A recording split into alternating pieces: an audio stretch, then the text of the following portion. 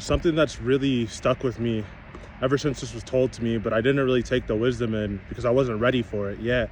But I never forget when my mentor's wife was basically praying over me, and we were talking about deliverance, getting delivered from certain things that we're struggling with. And what she shared with me was that you're never going to be able to get delivered from something that you still like to play with, right? Meaning, like, if you're trying to get delivered from smoking, or if you're trying to get delivered from alcohol, or you're trying to get delivered from falling into certain sexual sins and whatever it is, stuff like that, right? You're trying to get delivered from these certain things, that you can't invite these things into your life still. So like, if you're still watching shows all the time that promote that type of stuff, if you still got paraphernalia around your house, right? If you're still hanging around with the same friends that are just wanting to do those things, and I'm not saying you can't be friends with them or acquaintances, but you have to have boundaries, right? Because the closer that you are to those things, the more they're going to manifest in your own life.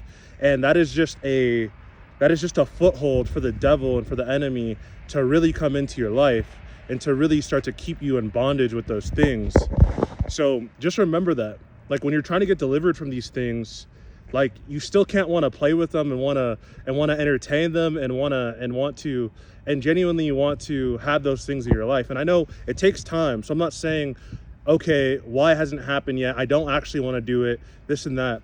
I'm not saying that it's going to happen overnight, but you have to just keep that in your mind, because once that clicks, then it clicks, and then you could start to cut those things off. Then you could start to go a different route. Then you can start to enter in more things into your life that begin to change your mindset on those things, and slowly you will lose the desire for those things. I promise you, you will lose the desire for those things. So if you're struggling with different things like materialism, self-centeredness, covetousness, which is basically wanting someone else's blessings, right? If you're struggling with substances or all that stuff, you guys got to find out what the root of it is. Like, what leads you there every time you fall into it, right? What leads you there? How do you get there? How is it that you end up in that place when you end up feeling shameful after? How did you get there, right? What started it? And it usually, guys, remember this, it starts from a thought. It starts from a thought, which is why the Bible tells us so much. I'm going to say this all year on my TikTok. The Bible tells us so much in so many places, right? Renew your mind. Renew your mind. Fix your thoughts on the things above and not the things on this earth, right? And the Bible says that so much because it literally starts with your thoughts. So you got to run it back. When you do mess up, it's okay. It's okay. But sit there for a bit, run it back, and ask yourself, like, how did I get here? What started this, right? What led me here? And run the steps back.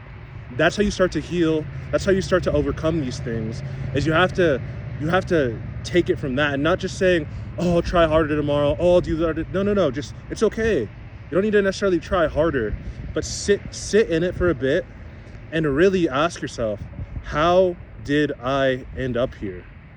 What started this off? Because there was a thought that entered, and then that thought manifested and you took action in it. I love y'all. Have an amazing day. Let's go.